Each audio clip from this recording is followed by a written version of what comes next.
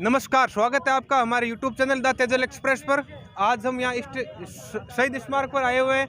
यहाँ पर एसआई भर्ती परीक्षा जिसके बारे में बोला जा रहा है कि उसका पेपर आउट हुआ है, तो उसको रद्द करने की मांग को लेकर यहाँ छात्र अभ्यर्थी एकत्र हुए हैं। आइए इनसे बात करते हैं। तो भैया कहाँ से आए हैं आप? हम जोधपुर से आए हैं। अच्छा। विगत 13, 14, 15 को जो एसआई का एग्जाम हुआ है, इनकी आरपीएस इतनी क्या मजबूरी थी कि ये एग्जाम 4 से हटा के 13, 14, 15 को किया गया। उसके बावजूद पेपर बड़े स्तर पे लीक हुआ है। ये एसपी प्रीति चंद्रा खुद बोल रही है और प्रशासन की बातें अलग अलग टकरा रही हैं। प्रशासन बोल रहा है कि एसओजी तो दोनों जगह एक ही वीडियो बता रहा है, और पेपर लीक का प्रकरण है चाहे ओएमआर सीट का प्रकरण है, ये सभी किसी से छिपा हुआ नहीं है। परसों हम आंदोलन में इकट्ठे हुए सभी।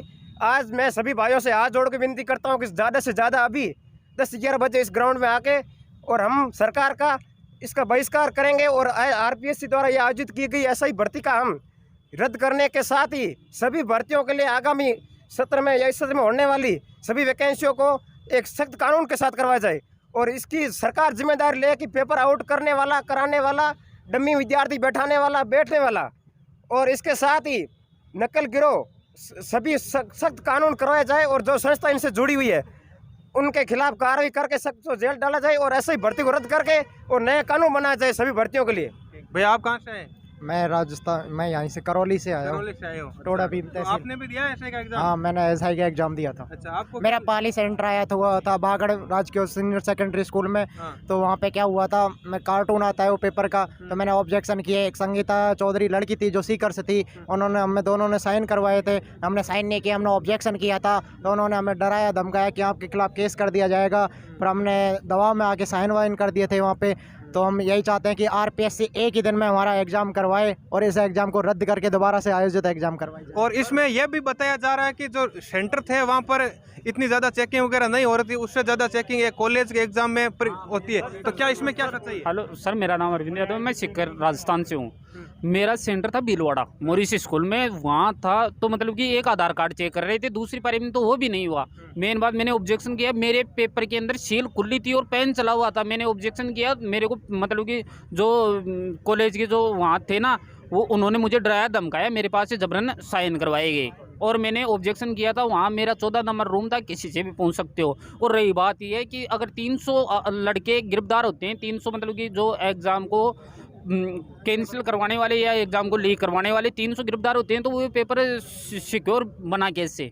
और रही बात ये कि राजस्थान में हर एक भर्तियाँ लीक हो रही है, इनके ऊपर कड़ा कानून बने। जो लीक करते हैं एजेंट होते हैं, वो मतलब कि तीसरे दिन वापस जेल से कब जेल गए कब आए, मतलब कि इनके ऊपर सख्त कार्रवाई होनी चाहिए। कम से कम 10 वर्ष की इनको जेल या आजीवन कारावास मिलना चाहिए। आम आदमी के साथ जो कर्ज लेकर, जो गरीब आदमी होता है कर्ज लेकर पढ़ता है, जो आम आदमी की जो पैसे मतलब कि पढ़ाई के रूम किराए के पैसे नहीं दे सकता, वो 13-13, 20-20, 25-25 लाख रुपए कहाँ से दे देगा इनको? और जो मतलब कि पढ़ने वाला लड़का होता है वो ठगा हुआ महसूस करता है। और ये सरकार है ना, ये मतलब कि करप्शन कर रही है। हमें गोविंद सिंह डोटासरा का जो शिक्षा मंत्री है उनका इस्तीफा चाहिए, भूपेंद्र यादव जो आरपीएससी चीफ है उनका इस्तीफा चाहिए। सर जी, यूपीएससी एक दिन में पूरे भारत में एग्जाम कंडक्ट करवा देती है, ये आरपीएससी मात्र 11 जिलों में एग्जाम कंडक्ट नहीं कर पाई। मेरा पाली सेंटर था, नियम यह कहता है कि जो स्टूडेंट नहीं आए उनके पेपर वापस जमा होंगे, जबकि वो पेपर हमें दे दिए गए। सीरियल वाइज कोई पेपर का बंटवारा नहीं गया। प्रवेश पत्र पर लिखा हुआ है कि 10 मिनट बाद तक भी आप आ सकते हैं। क्यों आ सकते हैं? इन्होंने एक तरफ तो ये केस कर दिया कि गोपनीयता भंग हुई है, और दूसरी तरफ कह रहे हैं कि पेपर आउट नहीं हुई। या तो वो केस से उनको फ्री कर दो सबको कि पेपर भी आउट नहीं हुआ, तो आपके ऊपर केस भी नहीं लगेगा। अगर केस लगेगा तो पेपर को क्या करना चाहिए? रद्द करना चाहिए। 13, 14 और 15 3 तारीख में एग्जाम इनका कराने की ये मंशा थी कि ज़्यादा विरोध होगा तो एक पारी का तो रद्द कर देंगे और बाकी का फर्जीवाड़ा से पैसा कमा लेंगे। हमारी सरकार से ये मांग है कि इस पेपर को तुरंत प्रभाव से रद्द किया जाए। हरियाणा स्टाफ सिलेक्शन कमीशन ने तुरंत रद्द कर दिया, उसके बाद अब जांच चल रही है। जेल प्रेरी का पेपर तुरंत रद्द हो गया, उसके बाद अब जांच चल रही है। ये आरपीएससी आरजेएस का एग्जाम नहीं करवा पाई। सुप्रीम कोर्ट कहता है कि आरपीएससी आरजेएस के एग्जाम कराने के लायक नहीं है, और ये हाईकोर्ट करवा रहा है आरजेएस का एग्जाम। तो आरएस का एग्जाम, एसआई का एग्जाम, ये भी बहुत बड़े स्तर के एग्जाम होते हैं। आरपीएससी को इसमें भी पारदर्शिता बदलनी चाहिए। पॉलीथीन की सर दे देते हैं सील, क्या होती है पॉलीथीन की सील? उसमें पारदर्शी होती है, पता चल जाता है कि कौन सी सीरीज है, ये कौन सी नहीं है। कोई सीरीज नहीं थी सर, बिल्कुल धड़ल्ले से एकदम जचकर भूपेंद्र यादव 2 महीने के अंदर इतना भ्रष्टाचार करेगा, आरएस में भी भ्रष्टाचार होगा। अब आप देख लेना, इसकी डेट कार्ड इन्होंने निकाल दी। इसका बस चले तो आरएस परीक्षा के अगले दिन ये मेंस करवा दे।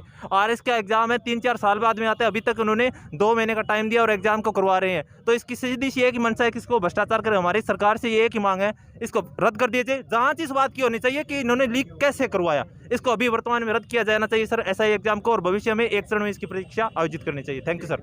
ठीक, वो लड़कियां तो उनका भी एक दो। तो भैया कहाँ से आए हो आप और एसआई भर्ती परीक्षा रद्द? मैं जयपुर का रहने वाला हूँ, जयपुर सोडाला श्यामनगर का रहने वाला हूँ। अच्छा, मेरा आपका सेंटर एग्जाम किस दिन था, कहाँ पर था? मेरा एग्ज़ाम 14 तारीख को था और मेरा सेंटर अजमेर आया था। हाँ, तो मैं ऐसा नहीं, मेरे को ये पता चला कि पेपर आउट हो गया।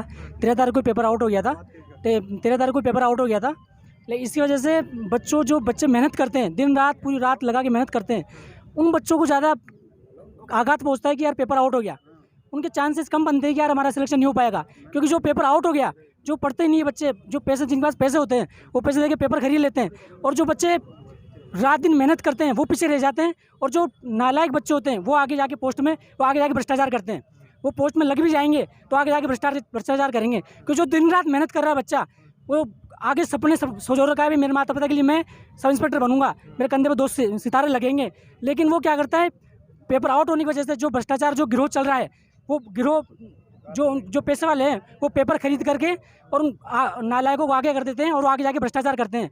तो मैं आगे हाथ जोड़ के विनती करता हूँ आरपीसी वालों से, जो अध्यक्ष है हमारे भूपेंद्र सिंह यादव, उनसे रिक्वेस्ट करता हूँ कि ये पेपर जल्द से जल्द रद्द किया जाए और नए सिरे से एक दिन में, क्योंकि जब रीट का एग्ज़ाम 16 लाख या 17 लाख अभ्यर्थी है, 26 लाख अभ्यर्थी है, उनका एक दिन में एग्ज़ाम हो सकता है। तो मैं मानता हूँ कि एसआई का एग्ज़ाम भी एक दिन में आराम से हो सकता है, एग्ज़ाम आराम से हो सकता है। तो मैं एक दिन में करवाने की पूरी निवेदन करता हूँ कि ये रद्द करके और नई प्रक्रिया से एक दिन में एग्ज़ाम कराया जाए।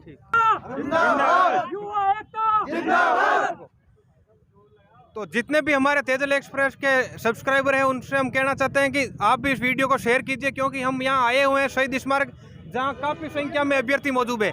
859 पदों पर भर्ती थी और 500 से ज़्यादा यहाँ लोग इकट्ठे हैं, इनके साथ नहीं सौंपी हुई है। मतलब जितने पद थे उनसे ज़्यादा लड़के यहाँ आए हुए हैं। हाँ, अभी और भी लड़के आएंगे। हाँ, तो ज़्यादा से ज़्यादा शेयर कीजिए, ज़्यादा लोगों तक अपनी बात को पहुँचाइए। अगर आप यहाँ नहीं आ सकते तो इस वीडियो को शेयर कीजिए, कमेंट कीजिए, और जल्द से जल्द अगर यहाँ पास है तो जल्दी आइए और अपने भाइयों को समर्थन दीजिए, क्योंकि एसआई की भर्ती 2-4 साल में एक बार आती है और इसमें धांधली हो जाती है, 5 साल में एक बार आती है, और इसमें आपको एक बार तो इसलिए आप आइए। केवल आपका मुद्दा यहाँ तक नहीं होना चाहिए कि एक बार ये एग्जाम रद्द हो जाना चाहिए। आपका मुद्दा ये होना चाहिए कि इस पर सख्त से सख्त कानून बने, ताकि आपके जो छोटे भाई बहन है आगे एग्जाम देंगे उनको भी इसका फायदा मिल सके। धन्यवाद। जय हिंद, जय भारत। भारत माता की जय। भूपेंद्र यादव इस्तीफा दो, भूपेंद्र यादव इस्तीफा दो, गोविंद सिंह डोटासरा इस्तीफा दो, इस्तीफा दो, कांग्रेस सरकार, कांग्रेस सरकार, कांग्रेस सरकार, भूपेंद्र यादव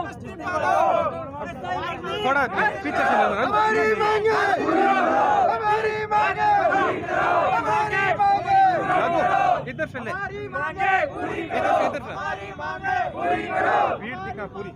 ऐसा ही एग्जाम रद्द करो, ऐसा ही एग्जाम रद्द करो, हमारी मांगे पूरी करो, ऐसा ही एग्जाम रद्द करो।